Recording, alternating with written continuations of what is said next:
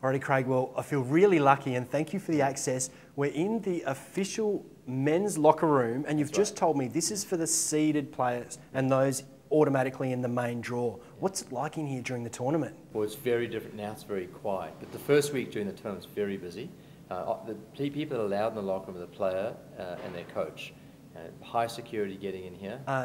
I'm trying to put myself in the shoes of, as much as I'd love to be, playing in the Australian Open final. Well, and I can, maybe one day, I can imagine, I mean, and we'll have a look at the lockers shortly, but you've been in here. What is the tension like when you've got, do both finalists stay in this little area to get ready, next to each other almost? They pretty much do, and I can tell you the experience in the last 5 years. The finalists will stay in the locker room here, and then their coach and a few of the key people may be waiting in this area over here, which is the lounge and the waiting area. So it is very quiet. It's they're normally preparing their equipment, their rackets, checking they've got everything in their bags.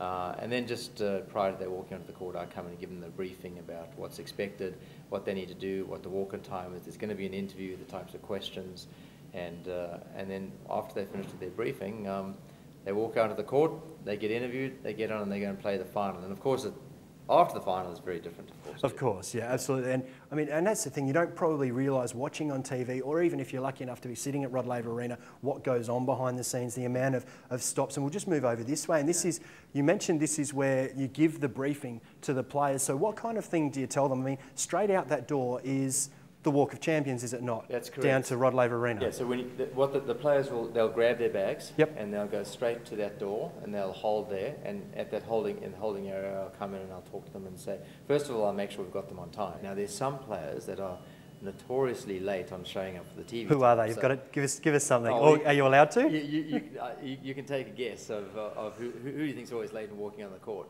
Rafa Nadal's one. Is he always late? Well, I think he likes to do his routine beforehand, and you know, and that's just something that he's used to doing himself. So we give him his time. We give him early enough preparation to do it, but we've got to be real careful we're not too late getting onto air, because then you've got one player waiting being interviewed, and there's too much of a delay for the next player. So my job is to make sure that when we're in here with the players, together with Wayne McEwen, who's our referee, is that we're pushing them for the time. So we haven't had to do it yet, but we have considered sometimes having to turn the clock back a few minutes to give a fake time for the players. You did mention this is the room for the seeded players, but you also mentioned one glaring omission of the usual seeds that doesn't necessarily like to prepare in here. Well, we have two locker rooms. There's locker room A and locker room B, and this is for the seeded players. In the case of Andy Roddick, and Andy Roddick prefers locker room B. So a lot of the American players are in there, so he likes to be with the American entourage and American group of players. So I think, you know, he's one particularly that always requests that he wants to be in locker room B. Is he a pretty intense dude, Andy Roddick? No, he's relaxed. Is he? Yeah, he's a really good guy, and you know, fantastic tennis player. And he gets off the court. He's entertaining, and he likes. I think he definitely likes to be around people that give him good energy as well, because he certainly provides good energy back. So when last year when Novak Djokovic won in the final, he obviously played a great match against Andy Murray, and that was the beginning of his run this year, where he's arguably had one of the best single seasons in the history of the sport. But probably for about 3 hours, right where we're standing, the trophy was in the middle, and he danced around the trophy until about 3 or 4 o'clock in the morning. Sounds magnificent. Can he dance, or is he the typical white man? No, I think he's got some pretty slick moves. He's got some moves. Beautiful, Craig. Now, before we let you go and board a plane to Istanbul, which is very, very exciting, we might have a quick look at a couple of the lockers, and just if you could show us who of the biggest players and where their lockers are. Sure. Does that sound okay? No, it's great. I mean, this is a great area to get access to, because we normally shut it down. We don't have media in here. Yeah, it's a huge privilege. So it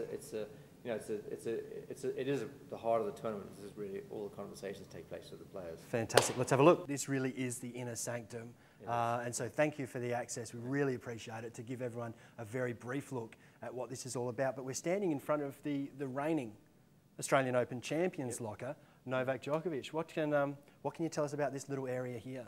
Well, this particular area was very interesting, because just before the match, Novak was sitting down here quietly by himself, and he actually was sitting facing his locker.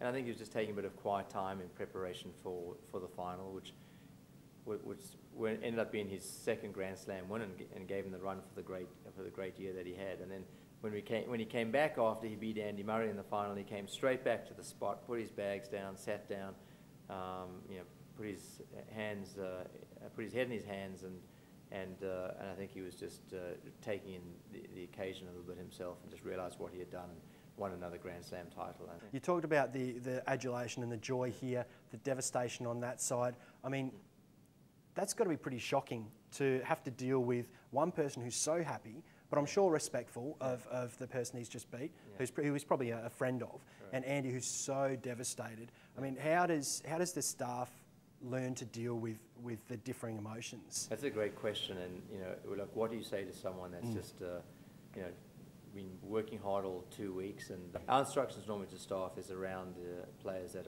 have lost the match, and even if won the match, you give them their space, give them their time. And so before we go, I'm just going to ask you very quickly, can I open this one? Go because I can't believe how small, for a reigning Australian Open champion, how small is this thing? What does he put in there? It does look small, but he gets his racket bag in there. Well, that's the most important thing, I guess. That's the most important thing, and then other things, drink bottles and anything else he wants to put in. The interesting thing is you could, and as you get to know the players, I can pretty much open the lock and tell you whose it is, because there are some players, Novak's one, that is very organised. In fact, Rafa Nadal's locker is extremely organised, but there may be a player next to him that's not, so the shoes and everything's just thrown in there.